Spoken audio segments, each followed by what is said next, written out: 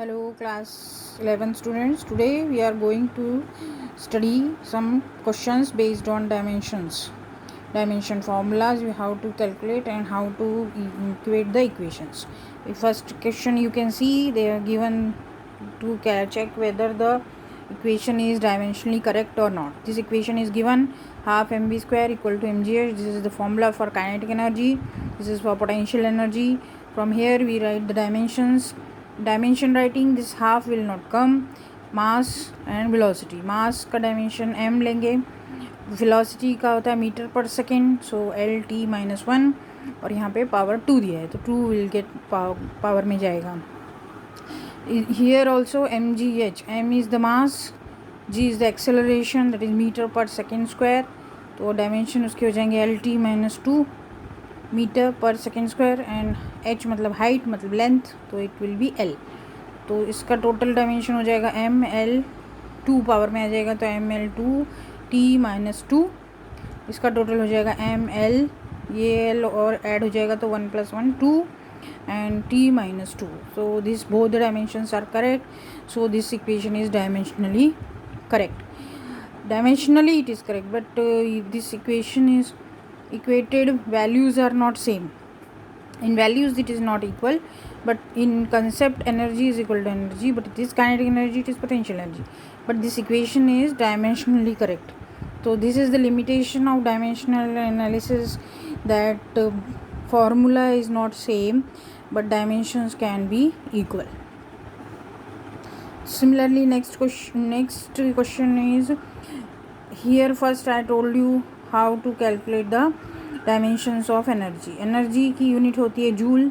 Joule मतलब 1 kg metre square per second square, तो kg means mass, m metre square L2 per second square t minus 2. So इसके dimension हो जाएगा ml2 t minus 2. Energy अलग अलग होती है, potential energy, kinetic energy, mechanical energy, पर सबकी यूनिट जो होती है जूल.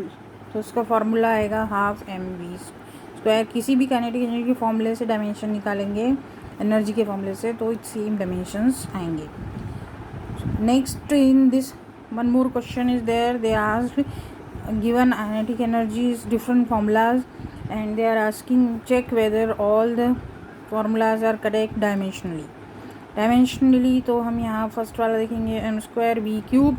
तो M square V cube formula दिया है तो एम रेज टू 2, वी की एल टी माइनस 1 होता है, उसका पावर 3 कर देंगे तो L cube T minus 3. But this kinetic energy is not same to this dimension, so this is wrong. Same second वाला तो सेम टू सेम है जैसे यहाँ पे निकाला है, so this will be correct. Third, mass into acceleration, mass का m, acceleration का L T minus 2, this is also wrong.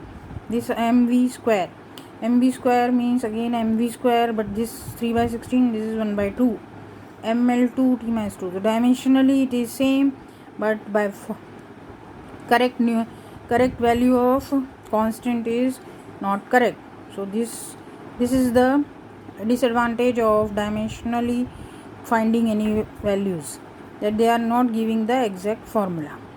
Last one is they are giving two quantities in addition. Further you can see they are given this addition of two quantities. This is ml2 t minus 2, but this is mlt minus 2. Mass into acceleration का जैसे पहले हमने निकाला था, तो दोनों quantities अलग अलग हैं, तो different quantities can't be added. Dimensionally quantities को सेम होना चाहिए तो ही वो ऐड होंगी. तो यहाँ पे भी ml2 माइनस टी होता तो ऐड होके इनका डायमेंशन सेम रहता, then it will be correct, but this is not correct. Next question we solve how to derive formula from dimensionally. Dimensionally किसी भी क्वांटिटी का फॉर्मूला कैसे हम निकाल सकते हैं. तो एक क्वेश्चन दिया हुआ है एग्जाम्पल में, अभी आप पढ़ सकते हैं.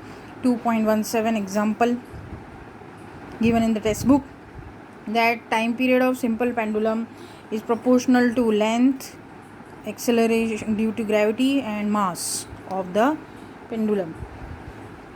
तो प्रोपोर्शनलिटी दिया है तो t is proportional to l raise to x y z हम लोग एज्यूम करेंगे, और t is proportional to length g and m. x y z you assume the powers, that powers you have to calculate. Proportionality sign हटाएंगे तो equal आएगा, equal to sign we put, then it will become t is equal to k lx y g power y m raised to z. Now you see we put the dimensions of time here. Time में तो m 0 है, l 0 है और t 1 है. उसी तरह से dimensionally लिखेंगे तो इसकी पावर एल एक्स, इसकी power L G is L T minus 2 raise to power Y और mass m power z. Now combine this L तो ये हो जाएगा x और इसकी पावर y तो x प्लस वाई, t की पावर माइनस 2 है और m तो एक ही है तो m z. Now equate this side and this side powers. तो यहाँ l 0 है, यहाँ x प्लस वाई है तो x plus Y equal to 0 हो जाएगा और 0 इक्वल टू z हो जाएगा और minus 2y equal to 1. Minus 2y equal to 1 से y आएगा माइनस हाफ, इसको यहाँ पुट करेंगे तो x आएगा हाफ, z है 0 and put all the values in the equation. l की पावर हाफ तो g की पावर माइनस हाफ m 0. सो ये कन्वर्ट हो जाएगा, हाफ मीन्स स्क्वायर रूट होता है तो t is equal to k root l by g हो जाएगा. k की वैल्यू इसमें से फाइंड नहीं कर सकते हैं. So this is the limitation of dimensional analysis. This values we can't calculate. Okay, so actual value k की 2 पाई है तो 2 पाई पुट करेंगे तो ये फार्मूला टाइम पीरियड का आ जाता है. In this way you can derive any formula of any quantity. Next I have given some questions, you solve it. Dimensions कैसे निकालना है वो भी आप इसको सॉल्व करके देखिए. Thank you.